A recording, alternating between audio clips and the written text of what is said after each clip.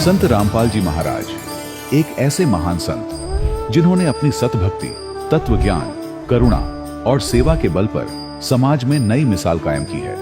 संत रामपाल जी महाराज की अगुवाई में उनके सभी सतलोक आश्रमों से समाज कल्याण के अद्भुत कार्यों ने समाज को सुनहरे भविष्य की एक नई उम्मीद दिखाई है। संत रामपाल जी महाराज से नाम दीक्षा लेने के बाद लाखों लोगों की लाइलाज बीमारियां जैसे कैंसर, एड्स आदि ठीक हुई। संत जी के ज्ञान से प्रेरित होकर उनके अनुयायियों ने लाखों यूनिट रक्तदान किया। संत जी ने लाखों बहन बेटियों का दहेज मुक्त विवाह करवाया।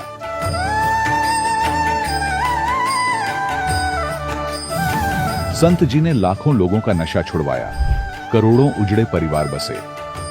संत जी के आश्रमों में समागम के दौरान निःशुल्क नेत्र चिकित्सा, दंत चिकित्सा प्रदान की जाती है। संत रामपाल जी महाराज द्वारा समय समय पर पर्यावरण संरक्षण के उद्देश्य से बड़े स्तर पर वृक्षारोपण किया जाता है। संत जी ने जरूरतमंदों को तत्काल राहत पहुंचाने के लिए एम्बुलेंस सेवा शुरू की। संत जी अपने अनुयायियों को देहदान के लिए प्रेरित करते हैं, जिससे मानवता की सेवा और चिकित्सा क्षेत्र में सुधार हो सके। संत रामपाल जी महाराज के सभी आश्रमों में हर रोज निःशुल्क भंडारा आयोजित किया जाता है, जहां हर वर्ग, हर जाति और हर धर्म के लोग एक साथ बैठकर भोजन करते हैं।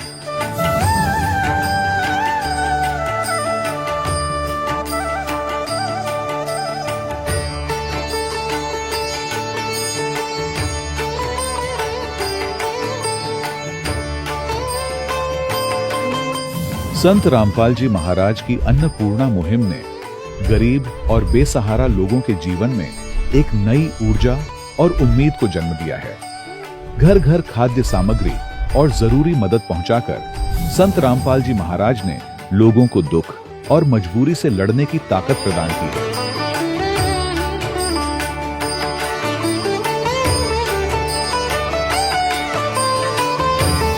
संत रामपाल जी महाराज द्वारा गरीब लोगों के लिए घर बनवाने का अद्भुत कार्य एक ऐसी मिसाल कायम कर रहा है जो सदियों सदियों संत जी की उदारता और दया भावना के तौर पर जाना जाएगा।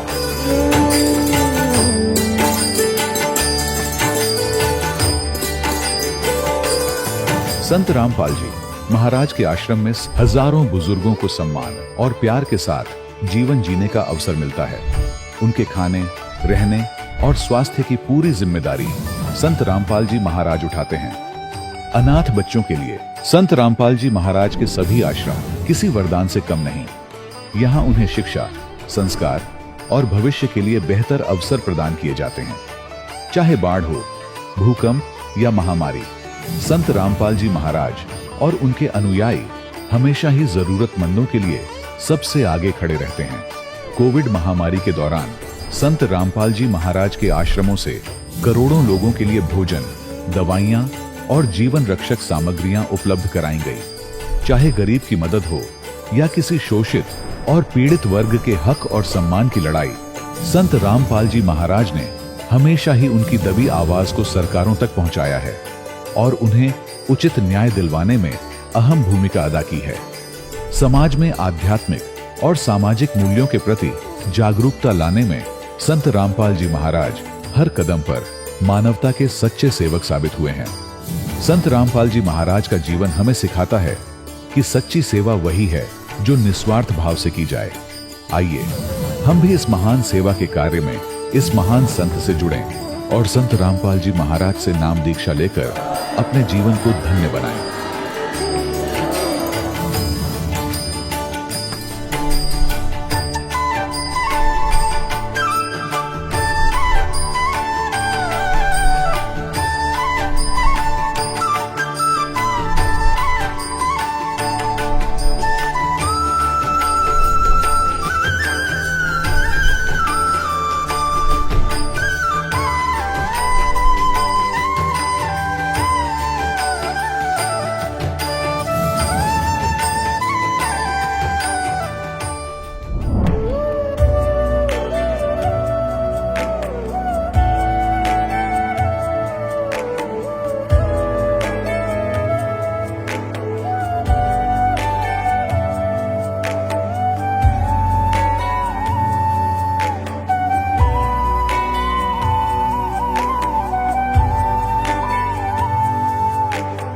गीता 18 के श्लोक नंबर 62 में भगवान स्वयं कह रहे हैं कि अर्जुन उस परमेश्वर की शरण में जा जिसकी कृपा से परम शांति व शाश्वत स्थान अर्थात सतलोक को प्राप्त होगा।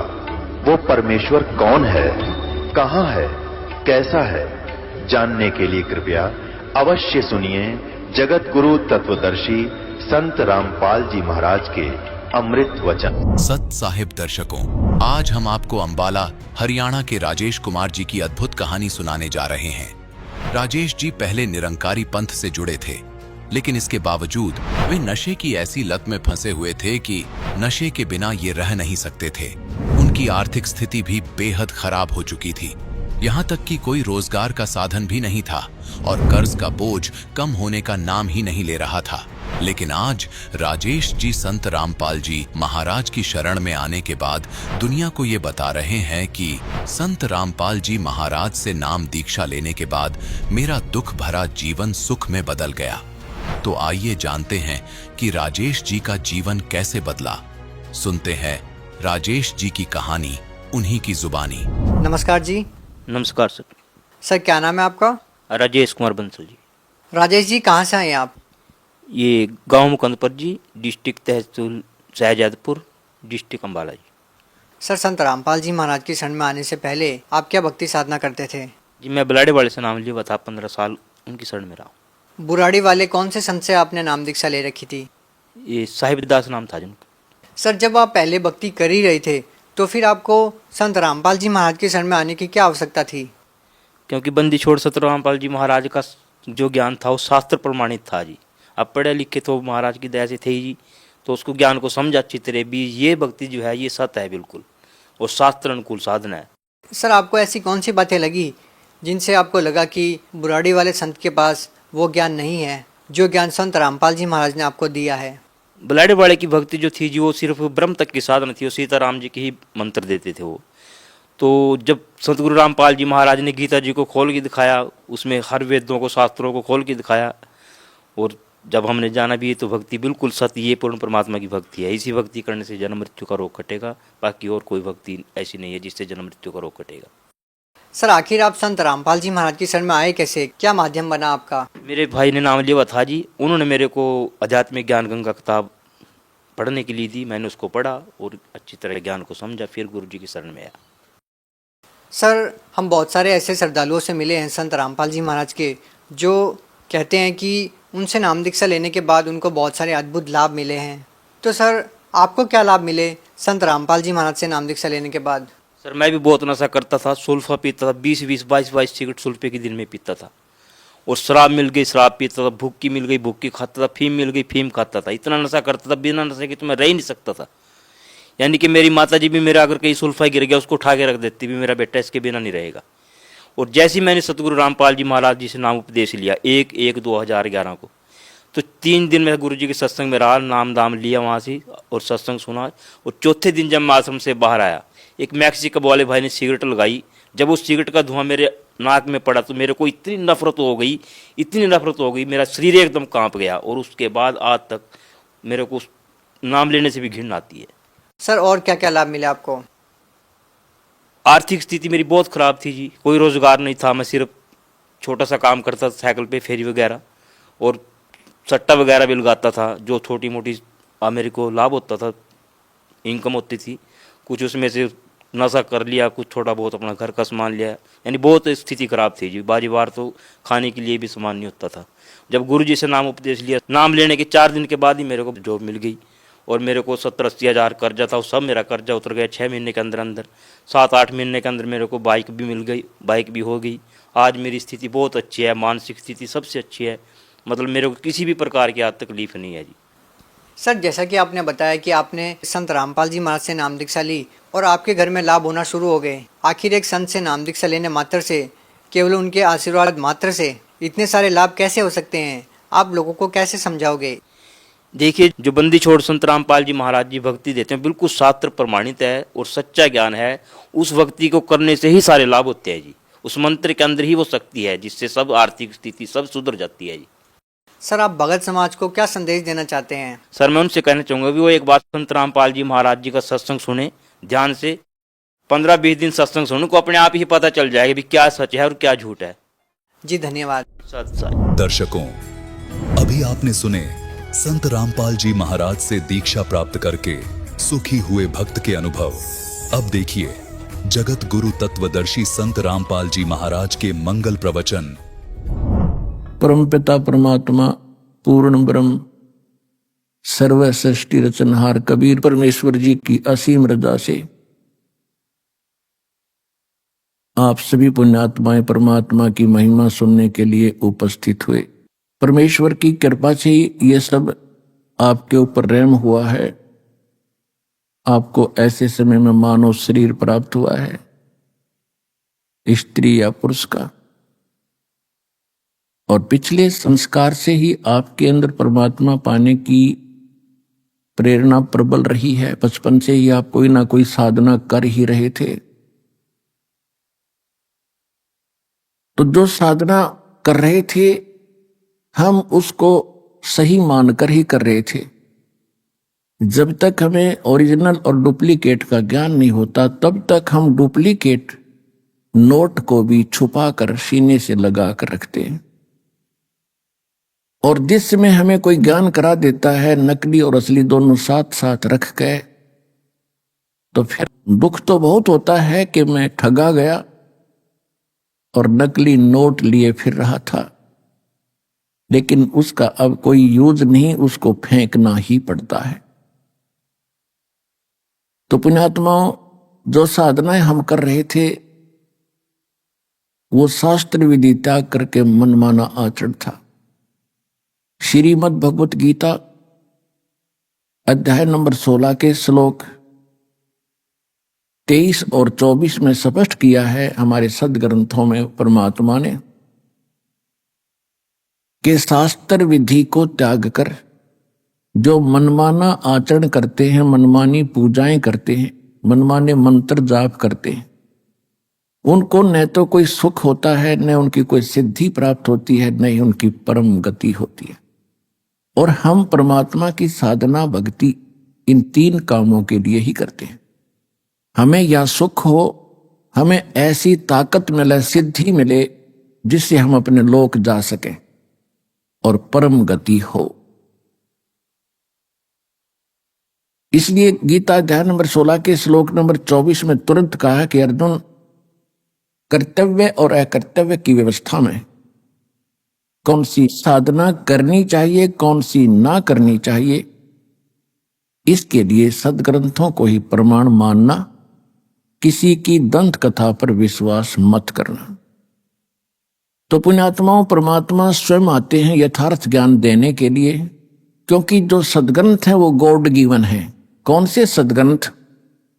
पवित्र सूक्ष्म वेद जो भगवान स्वयं आकर बोलते हैं, और पवित्र 4 वेद, सूक्ष्म वेद वो तो कंप्लीट इन ऑल रिस्पेक्ट है, ऑल इन वन है, जिसमें 4 वेदों वाला भी ज्ञान है, श्रीमद् भगवत गीता का भी ज्ञान है, और जिसके अंदर इन पुराणों का भी निष्कर्ष है कि ब्रह्मा विष्णु महेश की क्या स्थिति है, ये अजर अमर हैं या नहीं है, इनकी जन्म मृत्यु होती है या नहीं है, इनके माता पिता हैं या नहीं है। तो ये भी सूक्ष्म वेद के अंदर, यानी सभी ग्रंथों का वो तो सार है, उसके अंदर सब ग्रंथ है। फिर भी एक विशेष प्रचलन हमारे पास रहा है, विशेषकर पवित्र 4 वेदों का, पवित्र श्रीमद् भगवत गीता का, पवित्र पुराणों का। तो इनमें जो पवित्र 4 वेद और पवित्र श्रीमद् भगवत गीता है, ये गॉड गिवन स्पिरिचुअल नॉलेज है, और परमात्मा के दिए ज्ञान को परमात्मा ही समझ सकता है या समझा सकता है। तो स्वयं परमात्मा आते हैं तभी यथार्थ ज्ञान कराते हैं। उस परमेश्वर ने यहाँ के इन वेदों से कोई लेना देना नहीं होता, ना इस गीता से, ना उन पुराणों से, क्योंकि उस परमात्मा का ही दिया हो वो ज्ञान है, और इसलिए वो अपना सारा ज्ञान हमारे लिए स्वयं आकर के पुनः बताते हैं। और इन वेदों को और गीता को हम एक बहुत ही अच्छे एथेंटिक सत्य ज्ञान युक्त मानते रहे हैं हम हिंदू धर्म के सभी पुण्यात्माएं। तो इन वेदों और गीता को समझना कोई जीव के बस की बात नहीं। ये तो परमात्मा बुद्धि देता है अपने कृपा पात्र को, तब ये वेद और गीता समझ में आती है। आज तक ये वेद और गीता न तो श्री ब्रह्मा का, न विष्णु जी का, न शिव जी का, किसी का समझ में नहीं आई। और न ही इन ऋषि महर्षियों को, even writer of the Vedas and Gita and Puranas Shri Ved Vyas ji, ये भी इन सदग्रंथों से अपरिचित थे, इनके ज्ञान से अपरिचित थे। अब ये बात अगर 100 साल पहले कोई कहता, 200 वर्ष पहले कोई कहता तो बहुत बुरी लगती और ना जाने कितना विरोध होता। यही बातें परमात्मा ने 600 वर्ष पहले कहा था। परमात्मा के साथ कितना संघर्ष और विरोध हुआ था, और उसी ने दास को ज्ञान दिया और दास ने ये कहना शुरू किया था। और दास के साथ कितना संघर्ष हुआ ये सर्वविदित है। जेल भी झूठे केस में दास ने रहना पड़ा। साथ में आपके भाई बहन जो हमारे साथ संघर्ष कर रहे थे, आपके भाई पहले से लगे थे, इस ज्ञान से परिचित थे, उन्होंने भी बहुत संघर्ष किया इस ज्ञान को आप तक पहुंचाने के लिए। तो कहने का भाव ये है कि ये ज्ञान पहले बोला जाता तो नहीं स्वीकार्य था। परमात्मा ने साथ साथ हमें ऐसे औजार दे दिए, इंस्ट्रूमेंट दे दिए, ऐसे उपकरण दे दिए कि हाथों हाथ सच्चाई आप तक पहुंच गई। सबसे पहले आपको शिक्षित किया। सन 1960-65 के बाद इस शिक्षा की ऐसी बाढ़ ला दी परमात्मा ने, सबके हृदय में ऐसी प्रेरणा कर दी कि अपने बेटे और बेटियों को पढ़ाना ही पढ़ाना है। ये तो हमें पता है कि शिक्षा के बाद कितनों को सर्विस मिली है जिस उद्देश्य से पढ़ा करते थे। लेकिन अब दास की आंखें परमात्मा ने जो खोल दी, पता चला है कि मालिक ने इसलिए पढ़ा था कि मेरे बेटा बेटी मुझे पहचान सकेंगे। आज तक यही अंधेरा रहा कि हम भगवान को पहचान नहीं सके, सदग्रंथों को हम समझ नहीं सके, और जिनको हम विद्वान मानते थे वो संस्कृत भाषा तो जानते थे, व्याकरण भी बढ़िया थी, लेकिन वेद गीता और पुराणों का वो कैखा नहीं जानते थे। तो पुण्यात्माओं, सौभाग्य आपका, ये सारा खेल भगवान कर रहे, कबीर भगवान आपके लिए। हमारी बुद्धि तो बाद में काम करेगी कि परमात्मा ने ये लीला क्यों की थी। आज देख लो पढ़ाई के ऊपर कितना नौछावर हो रहे हैं। सब परिवार अपने बेटा बेटियों को ट्यूशन लगवाते हैं, और जो भी होमवर्क टास्क वर्क किसी तरह कराना पड़े, कितनी कॉस्टली पढ़ाई बना दी, पढ़ाते ही पढ़ाते। और ये हमें मालूम है कि 10% ही पढ़ाई का जिस उद्देश्य से पढ़ रहे हैं वो लाभ उठाते, 90% अपना दैनिक कार्य ही कर रहे हैं। तो इसलिए हमें परमात्मा ने शिक्षित किया कि आप भगवान को पहचान के और भक्ति करके इस दीर्घ रोग का नाश करवा लोगे, फिर सदा सुखी होगे। असली पढ़ाई तो अब शुरू होगी आपकी, जो दास पढ़ा रहा है। ये शिक्षा आपका यहां भी काम आएगी और परलोक भी सुधरेगा, सतलोक चले जाओगे जो सदा सुखी रहोगे।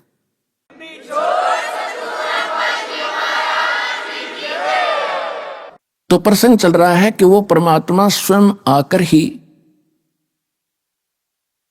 वो ज्ञान देते हैं,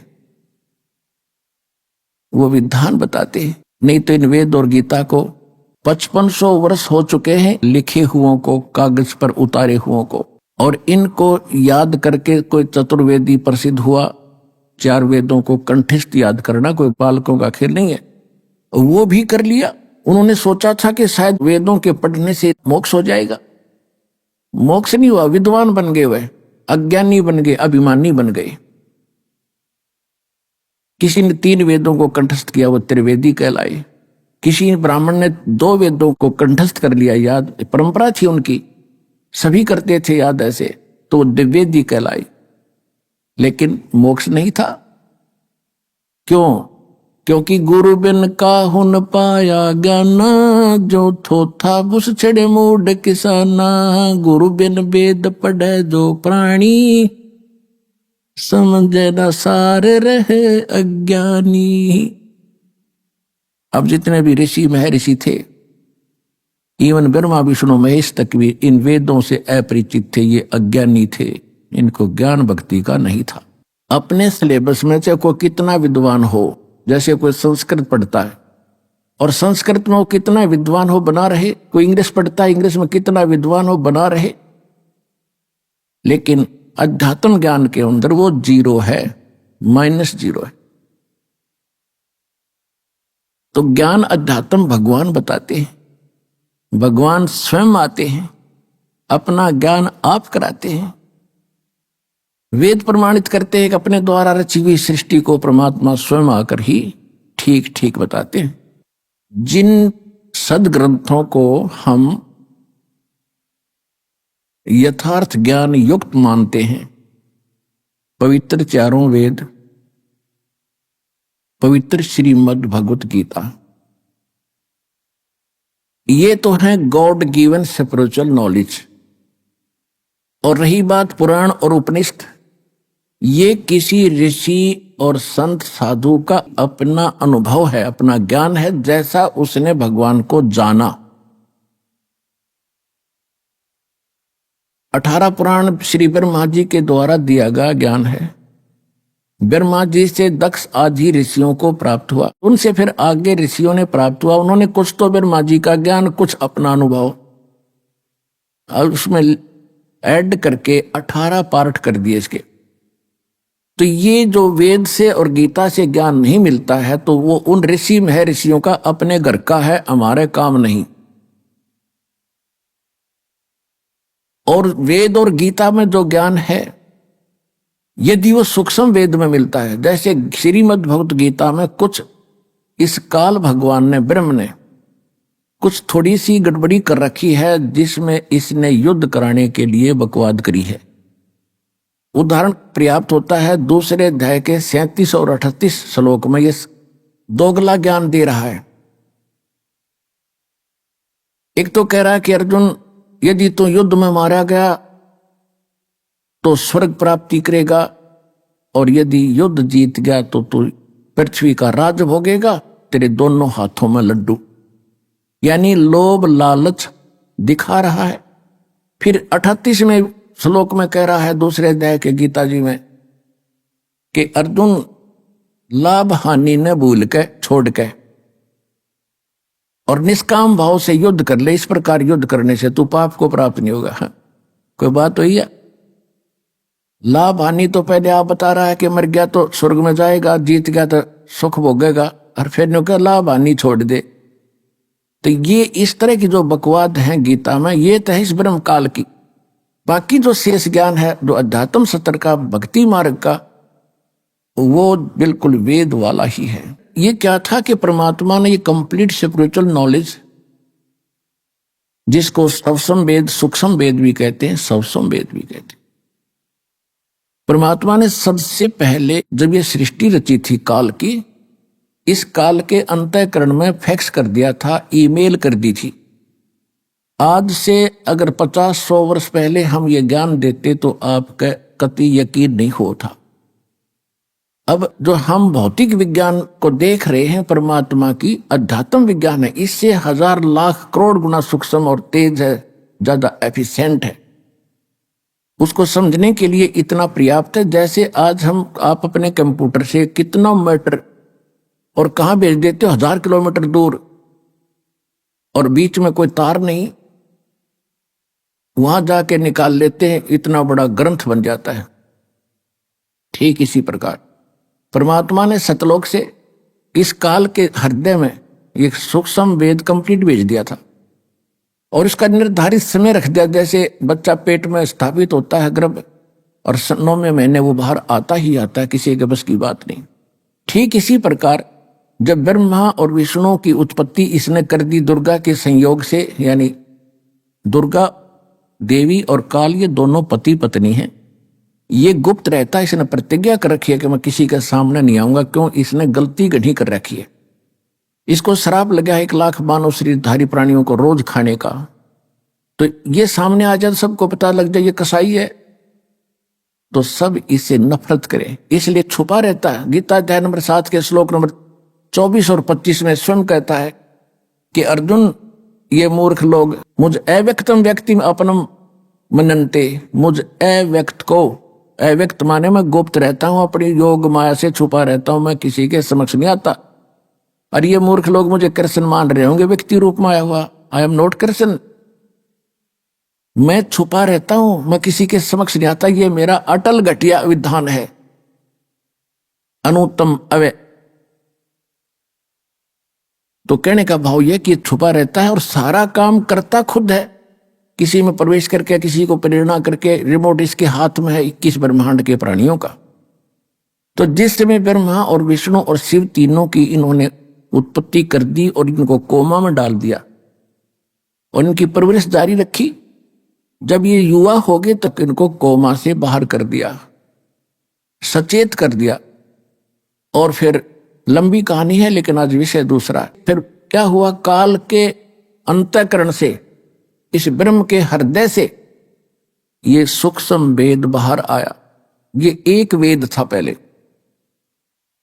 इस काल ने देखा कि इसमें तो तेरी पोल खुलेगी और जीवों को सारा पता चलेगा कि परमात्मा कोई और है, उसकी भक्ति की विधि ये है, और इनको ये पता चल गया, ये सब भाग जाएंगे। ये हमें धोखा करके यहां लाया है और इसका निजी स्वार्थ है। 1 लाख मानव शरीरधारी प्राणी रोज खाता। आप देख लो, यहां बुच्चड़ खाना खोल रखा, कितने बस खड्डे में गिर गई 50 मर गए, कितने भूकंप आ गया, कहीं रेल दुर्घटना, कितने विमान दुर्घटना, हाहाकार मची है। कैसे वैसे डेथ, कोई नेचुरल डेथ, कोई बीमारी से मृत्यु। और ये 1 लाख जीवों को रोज खाता है। ये ऊपर का कवर खाने का नहीं है। जैसे बादाम के अंदर एक गिरी होती है, उसको खाया जाता है, और ऊपर का कवर खाने का नहीं होता।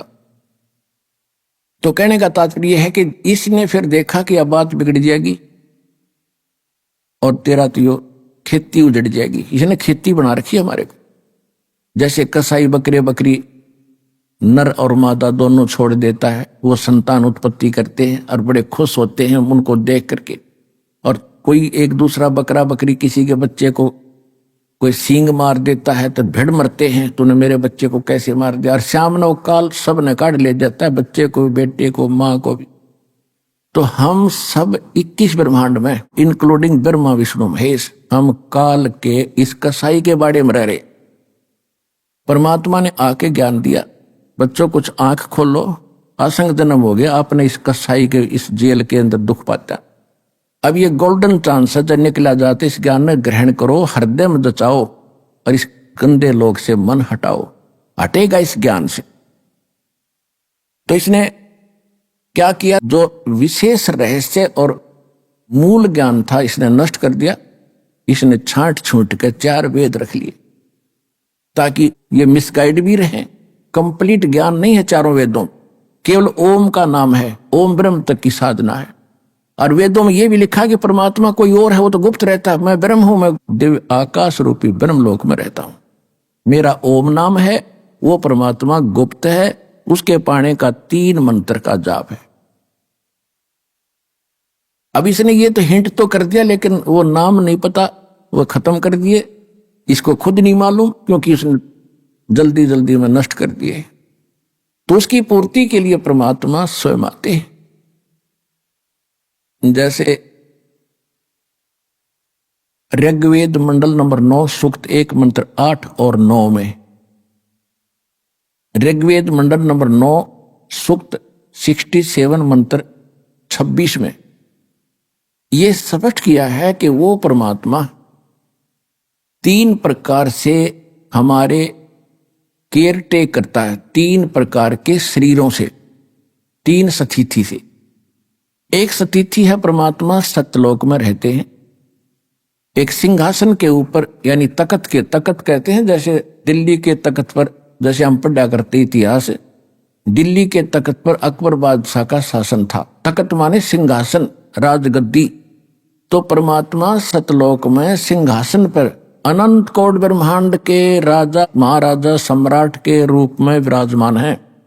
उनके सिर पर मुकुट है, ऊपर श्वेत छत्र है दाता के, और एक बहुत सुंदर गुम्बद है, बहुत बड़ा। जैसे ये मंदिर वगैरह बनाए गए हैं, मंदिरों की स्थिति तो अलग बना दी, लंबी चोटी कर दी, उसकी चोटी लंबी नहीं है, गोलाई है, गुम्बज टाइप। और उसके अंदर मालिक बैठे हैं जिनके एक रोम यानी शरीर के बाल को रोम कहते हैं, और जहां बाल उगा है उसको रोमकूप कहते हैं। तो एक रोम की परमात्मा के प्रकाश इतना है जैसे करोड़ सूर्य करोड़ चंद्रमा मिला दे तो भी फीका पड़े, इतना नूर है उस परमपिता के, पूरी बॉडी का अंदाजा लगा सकते हो। तो वहां वो बैठे हैं। दूसरी स्थिति में वही परमात्मा प्रत्येक युग में एक लीला करते हैं हमारे लिए। एक शिशु रूप धारण करके ऊपर से आते हैं, किसी तालाब के अंदर कमल के फूल के ऊपर शिशु रूप धारण करके, छोटे बालक का रूप धारण करके वो विराजमान होते हैं। और वहां से कोई निसंतान दंपति, कोई जिनका संतान ना हो, बेऔलादे, वो पति पत्नी उनको उठा ले जाते हैं। वहां परमात्मा की परवरिश की लीला होती है, और परमात्मा की परवरिश की लीला कंवारी गायों से होती है। अब ये तो है वेद ज्ञान। ये दूसरी स्थिति में परमात्मा ऐसे आते हैं। और तीसरी स्थिति उनकी क्या है कि वे कहीं भी कभी भी प्रकट हो जाते हैं, एक साधु संत महात्मा या कोई अन्य रूप बना के, और अपनी प्यारी आत्माओं को मिलते हैं, उनको भी यथार्थ ज्ञान समझाते हैं, उनको ज्ञान देते हैं और सतलोक से परिचित करा के उनको वापस छोड़ देते हैं। कलियुग के अंदर इस परमात्मा की लीला विशेष पिक्चर में है, विशेष प्रमाणित है। इसी से अंदाजा लगा लेना कि चारों युगों में परमात्मा ने ऐसा ही किया है। तो इसमें जो तीसरी स्थिति में परमात्मा आए हैं वो किन किन महापुरुषों को मिले हैं जो दास के नॉलेज में है। आदरणीय धर्मदास साहिब जी, आदरणीय मुल्कदास साहिब जी, आदरणीय नानक साहिब जी सिख धर्म के प्रवर्तक, आदरणीय दादू साहिब जी, आदरणीय गरीबदास साहिब जी गांव छुड़ानी जिला जोतर हरियाणा वाले, आदरणीय गीसा दास साहिब जी गांव खेखड़ा जिला बागपत उत्तर प्रदेश वाले, और आदरणीय स्वामी रामानंद जी काशी वाले आचार्य पंडित जी उनको मिले थे। आज आपको जो परमात्मा कलयुग के अंदर प्रकट हुए उसकी जानकारी देंगे, क्योंकि परमात्मा के ज्ञान को हम समझ नहीं सके। और हमारे धर्मगुरु कबीर परमात्मा को एक धानक, एक शूद्र, एक जुलाहा कह करके हमारे हृदय में उनके प्रति नफरत पैदा कर रखी थी कि वो तो शूद्र जाति का था, अनपढ़ था, वो पता नहीं क्या क्या बकवाद करता था। और यहां तक बकवाद कर रखी थी कि वो किसी विधवा ब्राह्मणी का जन्म लिया था, और वो शर्म के मारे कहीं डाल गई थी कि इन लोगों ने तो ठेका ले रखा था, काल के एजेंट बन गए थे, ये भगवान से हमें दूर रखने का एग्रीमेंट कर रहे थे काल से। लेकिन ये एग्रीमेंट कब तक चलेगा मालिक के सामने? परमात्मा ने समय रख दिया था कि चौथा युग जब कलयुग आवे तब हम अपना अंश पठावें। काल फंद छूटे नर लोई, सकल सृष्टि परवानी खोई, घर घर देखो बोध विचारा, सत नाम सब ठोर उचारा। कलयुग बीते 5505 जब ये वचन मेरा होगा सच्चा, कलयुग बीत जावे जब एता, तब सकल जीव परम पुरुष पद चेता। तो इस समय इब आ गया भगवान के बारे में कंप्लीट जानकारी आपको परमात्मा ने इस दास के माध्यम से करवाना है, और वो करवाई दी है। तो क्योंकि परमात्मा परमात्मा ही होता है, उनका कोई भी काम इनकम्प्लीट नहीं होता, उसमें कोई त्रुटि नहीं होती, कोई मीन मेख नहीं होती। तो परमेश्वर स्वयं आए और अपने प्यारी आत्माओं को अपना विटनेस बनाया, गवाह बनाया, साक्षी बनाया। जिन महापुरुषों के शुभ नाम दास ने अभी आपको बताए, इनको परमात्मा ने साक्षी बनाया। इनमें से विशेष रोल जो रहा है एक धर्मदास जी का, और दूसरा रहा है विशेष रोल आदरणीय गरीबदास साहिब जी का, क्योंकि इन दो महात्माओं को परमात्मा ने विशेष ज्ञान दिया है। ज्ञान तो और भी महापुरुषों को दिया क्योंकि भगवान से परिचित करा दिए, लेकिन उनकी जो वाणी थी वो कंप्लीट हमारे हाथ लगी नहीं। और धर्मदास जी के द्वारा जो कबीर सागर, कबीर वाणी, कबीर बीजक, कबीर साखी, कबीर शब्दावली जो भी लिखवाई थी, बीच में लंबा समय बीत जाने से काल के दूतों ने अपने अपने हिसाब से अपनी बुद्धि अनुसार उनमें कुछ परिवर्तन कर दिया, कुछ निकाल दी। कबीर सागर में या कबीर साहिब की वर्तमान चल रही किसी भी लिटरेचर में जो आरती हम करते हैं कबीर परमात्मा की, शाम आप देखते हो, वो किसी में नहीं मिलेगी आपको। और ये है कबीर साहिब की, तो ये उनमें नहीं है, तो ये निकाल दी गई उनके द्वारा। तो उसकी पूर्ति करने के लिए परमात्मा ने धर्मदास जी से कहा था कि 12वां पंथ जब होगा, विक्रमी संवत 1774 में उसका जन्म होगा, और उसके द्वारा मेरी महिमा की वाणी पुनः प्रकट होगी। लेकिन उस मेरी वाणी को और गरीबदास जी के द्वारा 12वें पंथ द्वारा बोली गई वाणी को वो अनुयायी समझ नहीं सकेंगे। फिर 12वें पंथ में हम आएंगे और सभी पंथ जो अलग अलग हो गया समाज, इनको एक बनाएंगे और पूरे विश्व का कल्याण करेंगे। तो परमात्मा नहीं आए तो दास को भेज दिया, वो ज्ञान सारा देकर और वो शक्ति देकर अपने वाले। अब आपका कल्याण होगा।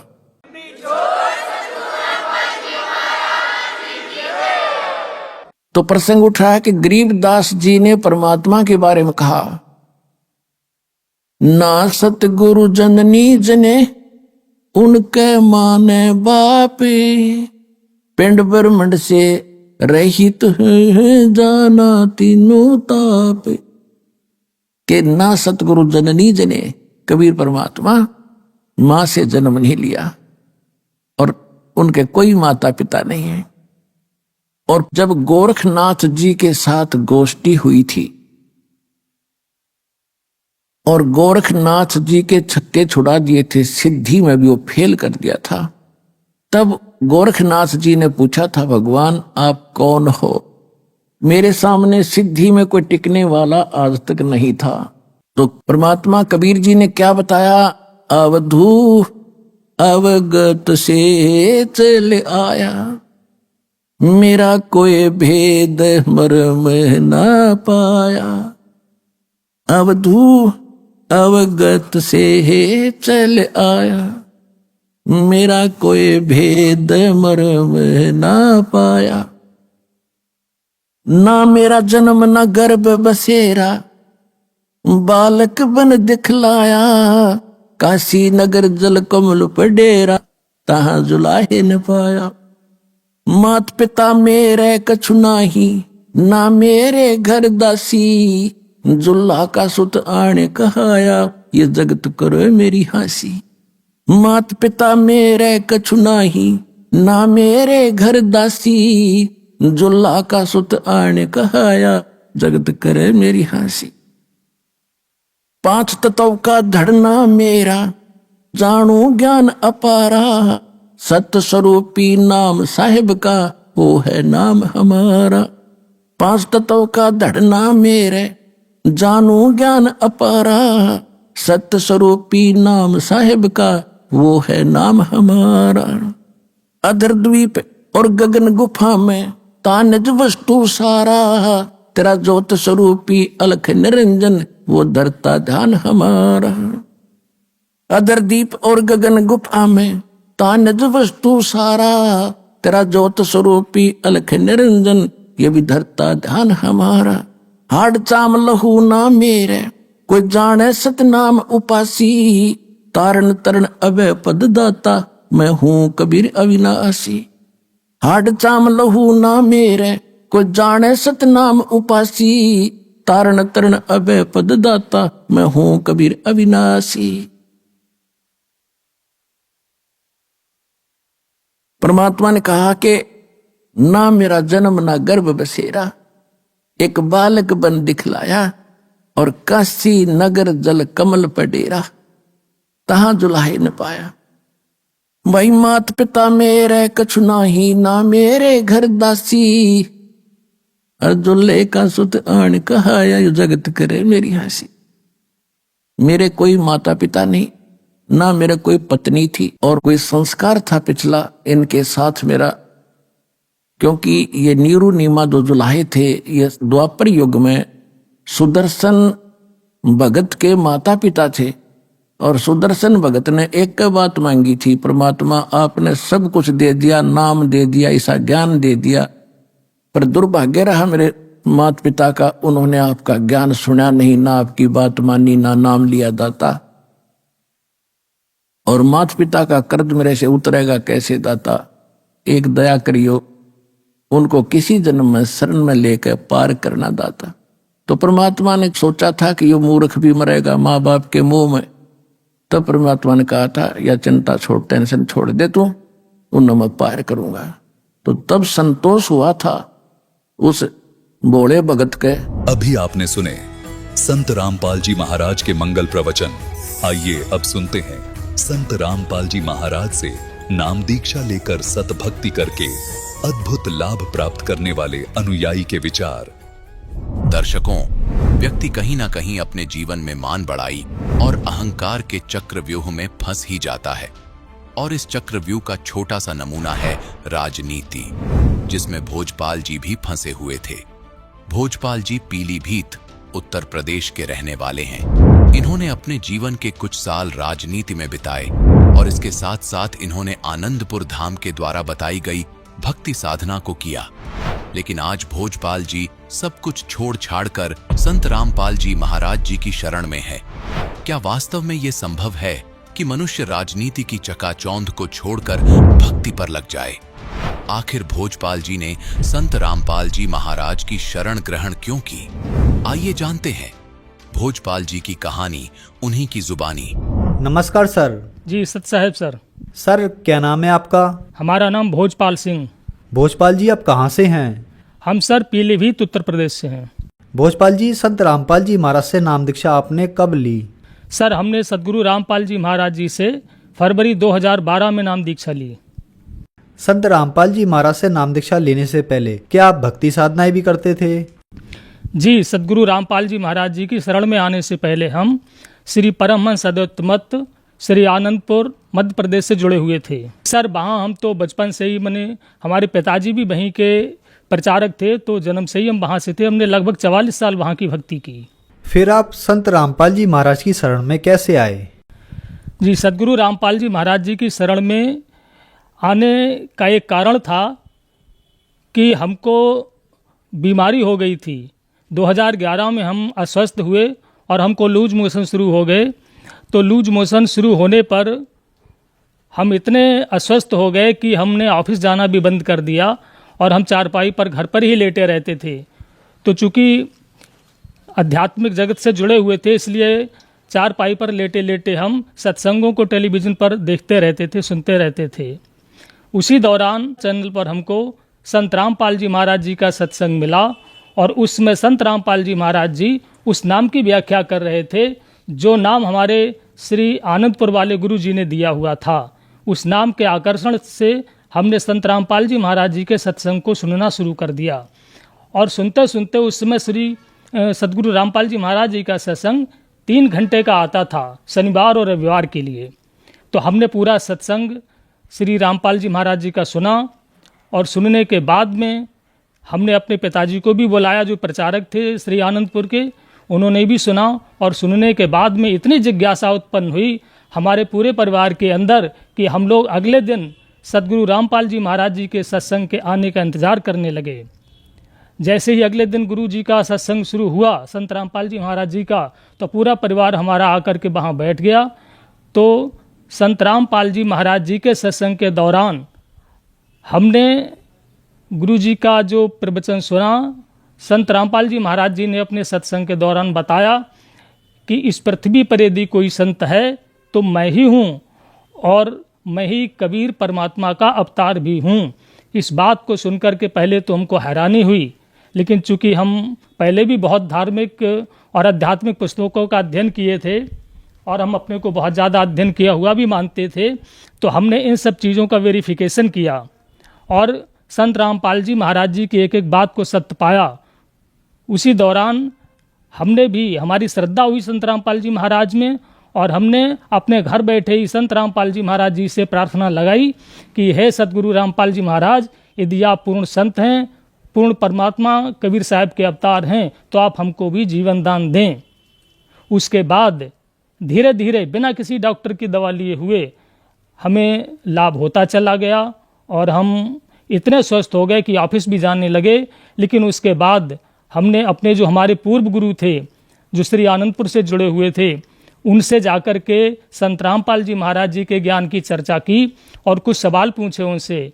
तो उन्होंने हमारे सवालों के जवाब दिए बिना हमको ये कह दिया है कि तुम घमंडी हो गए हो, तुमको ऐसे प्रश्न नहीं पूछने चाहिए गुरु से। हमने कहा कोई बात नहीं, लेकिन आप हमें बताइए। उन्होंने हमको कुछ नहीं बताया, तो हमने उनसे परमिशन ली।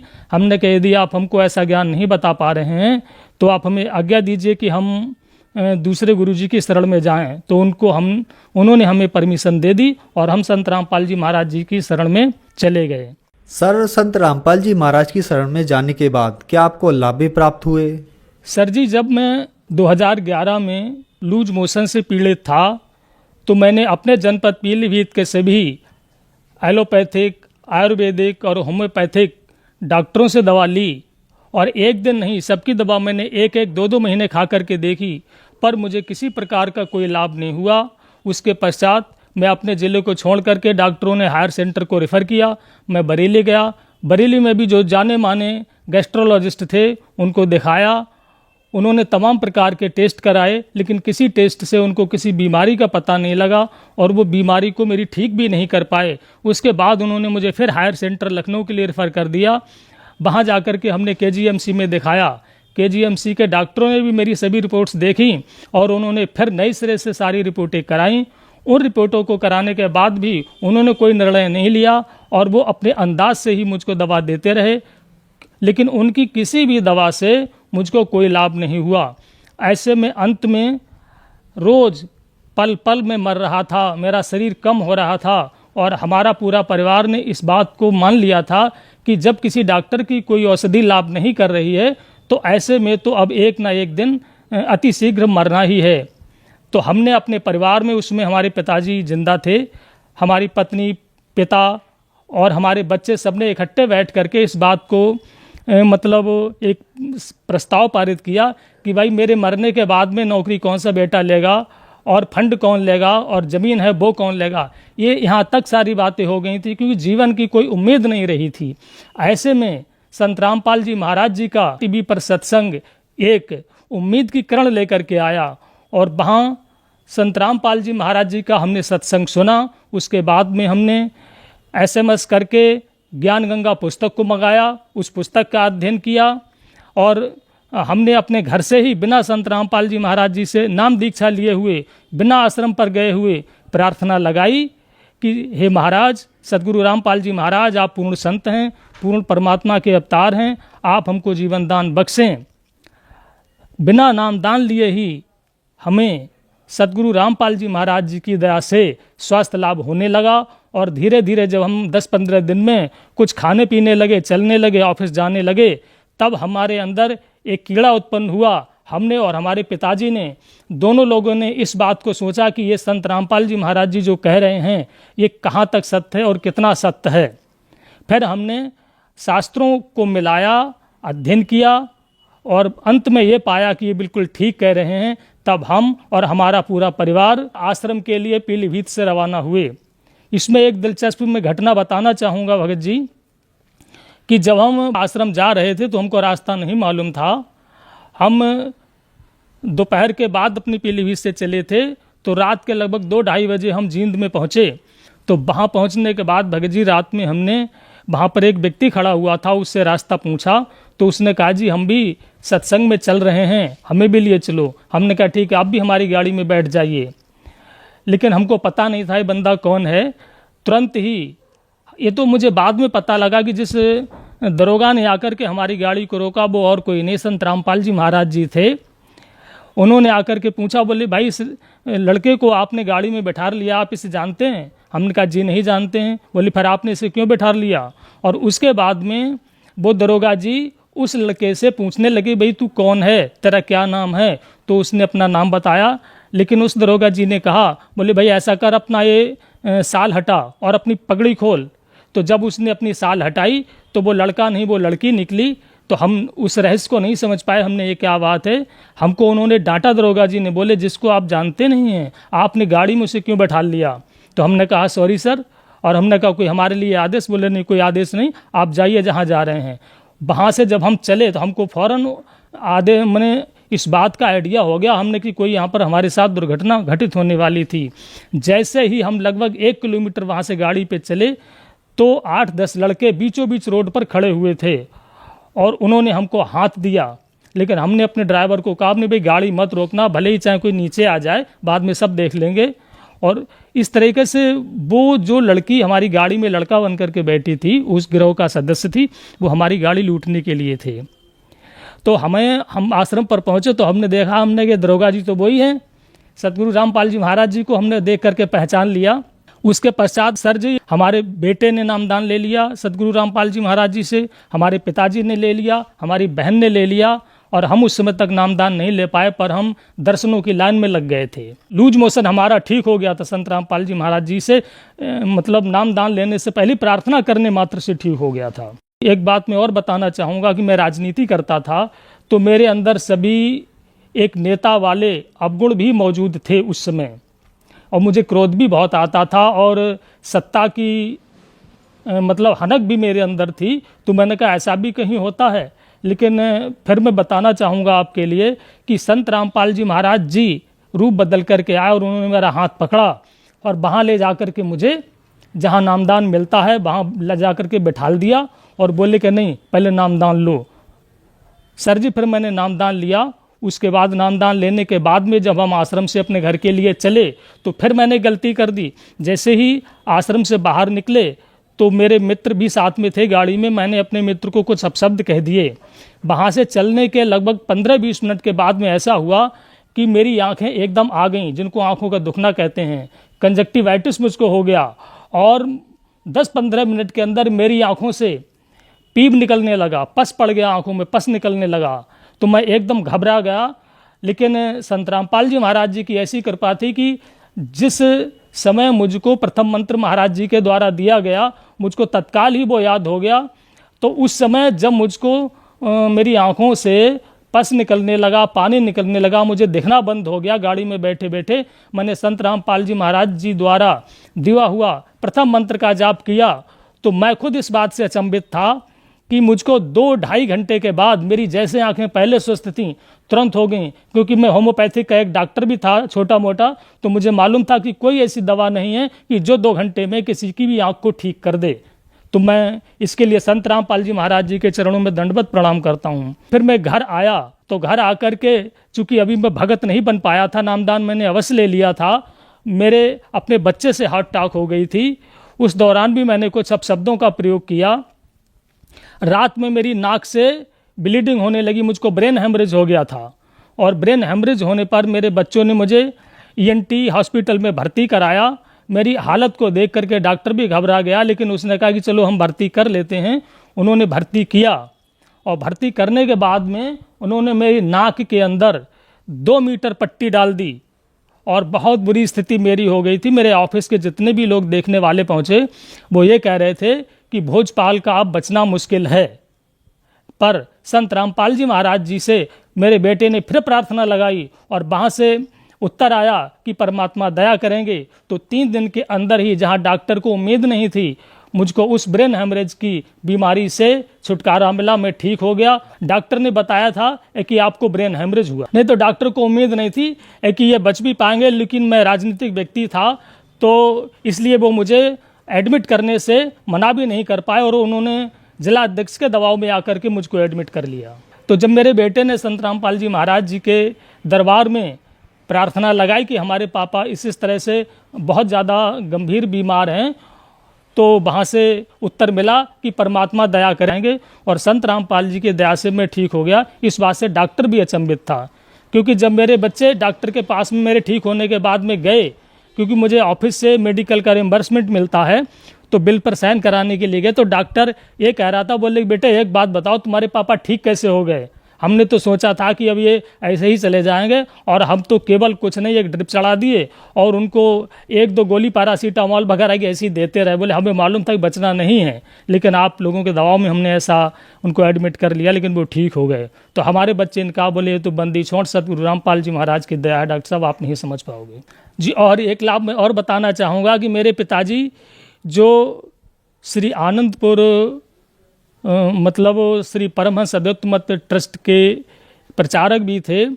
मैं अपने पिताजी से कहता था कि भाई पिताजी, आप एक बात बताओ, आप इतने बड़े भक्त हो कि आपके बिना वहाँ का कोई सत्संग नहीं होता है, लेकिन आप जब वहाँ सत्संग सुना कर बाहर निकलते हो तो बीड़ी ज़रूर पीते हो। तो मेरे पिताजी ने कहा कि बोले हाँ, ये तो अवगुण है मेरे अंदर। मैंने कहा फिर आप छोड़ते क्यों नहीं हो? उसमें हम वहीं जुड़े हुए थे श्री आनंदपुर जी के गुरु जी से। तो उन्होंने कहा कि छोड़ने की तो मैं बहुत कोशिश किया हूँ, कई बार छोड़ा भी है, लेकिन मैं फिर से शुरू कर देता हूँ। तो मैंने कहा कि फिर ऐसे कुछ नहीं होगा।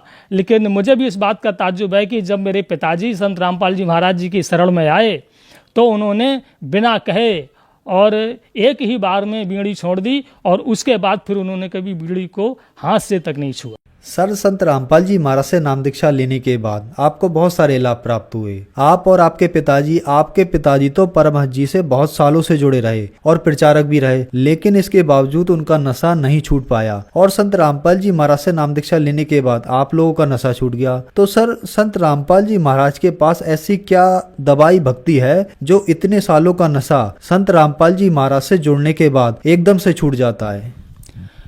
सर जी, सदगुरु रामपाल जी महाराज जी के पास में जो सबसे बड़ी दवाई है वो है सतनाम।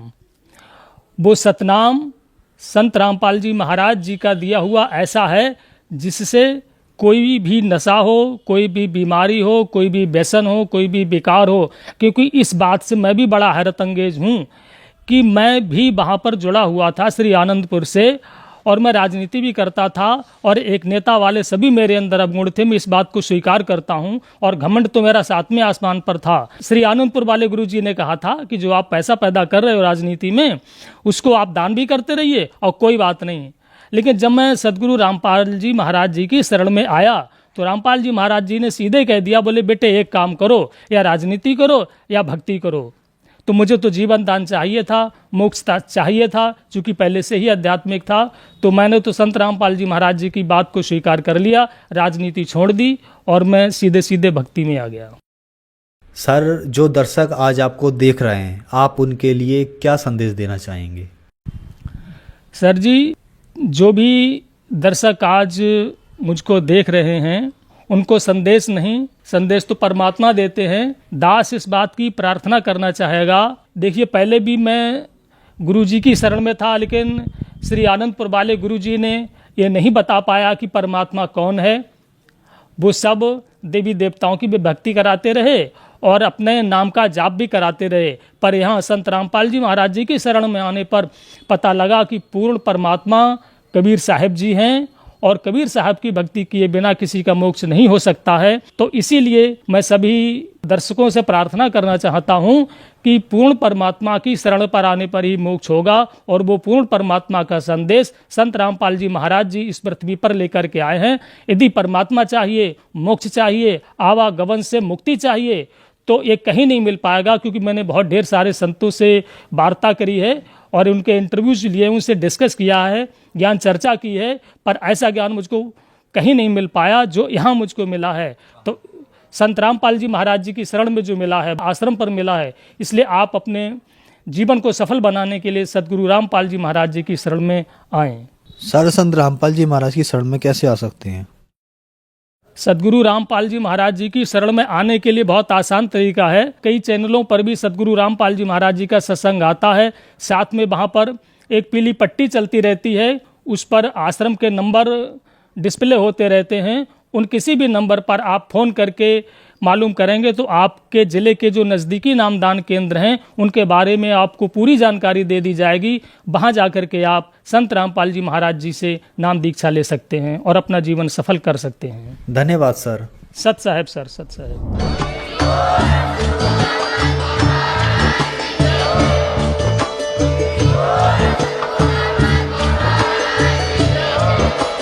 आप सुन रहे थे जगत गुरु तत्वदर्शी संत रामपाल जी महाराज जी के मंगल प्रवचन। अधिक जानकारी के लिए विजिट कीजिए हमारी वेबसाइट www.jagatgururampalji.org। संत रामपाल जी महाराज जी के शुभ आशीर्वाद से पूरे विश्व भर में 500 से भी ज्यादा नाम दीक्षा केंद्र हैं, जिन पर संत रामपाल जी महाराज जी द्वारा ऑनलाइन निःशुल्क नाम दीक्षा दी जा रही है। अपने नजदीकी नाम दीक्षा केंद्र का पता करने के लिए संपर्क करें 8222880541।